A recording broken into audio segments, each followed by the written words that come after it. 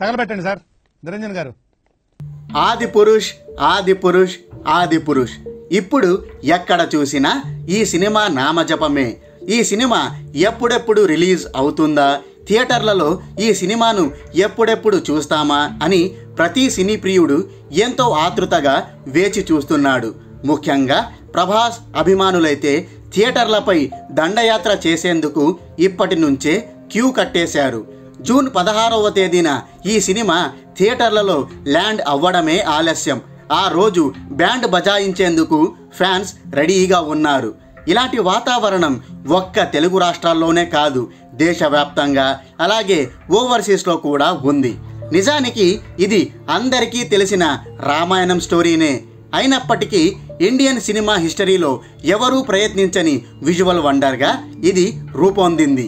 ఇలాంటి సినిమాను థియేటర్లలో చూస్తేనే ఒక ప్రత్యేకమైన కిక్ ఉంటుంది.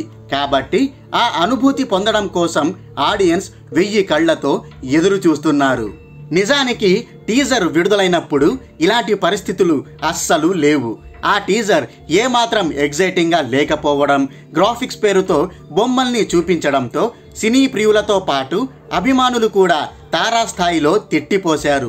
తమ హీరో పేరుని చెడగొట్టేందుకు ఇలాంటి బొమ్మల సినిమా తీసావా అంటూ డైరెక్టర్పై ఎగబడ్డారు.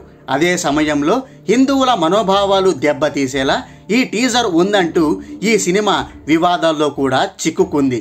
కానీ ఎప్పుడైతే ట్రైలర్ వచ్చిందో అప్పటి నుంచి ఈ సినిమా రూపురేఖలే మారిపోయాయి. ఏ నోటితో అయితే ఈ సినిమాని విమర్శించారో ఆ నోళ్లే ఇప్పుడు ట్రైలర్ చూశాక సభాష్ అంటూ పొగడ్తల వర్షం కురిపించాయి. ఇది కదరా మనకు కావాల్సిన అసలైన ఎమోషన్ అనేలా సినీ ప్రియులందరినీ ఆ ట్రైలర్ ఆకట్టుకుంది. దీనికి తోడు జై శ్రీరామ్, రామ్ సియారామ్ పాటలు వినసొంపుగా ఉండడం, అందులోని విజువల్స్ మైమరిపించడంతో ఈ సినిమాకు మరింత హైప్ వచ్చేసింది. ఈ దెబ్బకు ఆదిపురుష్ కనీ విని ఎరుగని స్థాయిలో ప్రీ రిలీజ్ బిజినెస్ చేస్తోంది. దీంతో ఈ సినిమాను వరల్డ్ వైడ్గా భారీ ఎత్తున రిలీజ్ చేయాలని మేకర్స్ ప్లాన్ చేస్తున్నారు. ఇలా ఆదిపురుష్కి భారీ క్రేజ్ రావడం, గ్రాండ్గా విడుదల చేస్తున్న నేపథ్యంలో ఈ సినిమా ఎంత మేర కలెక్ట్ చేస్తుందనే లెక్కలను ట్రేడ్ వర్గాలు వేసుకుంటున్నాయి.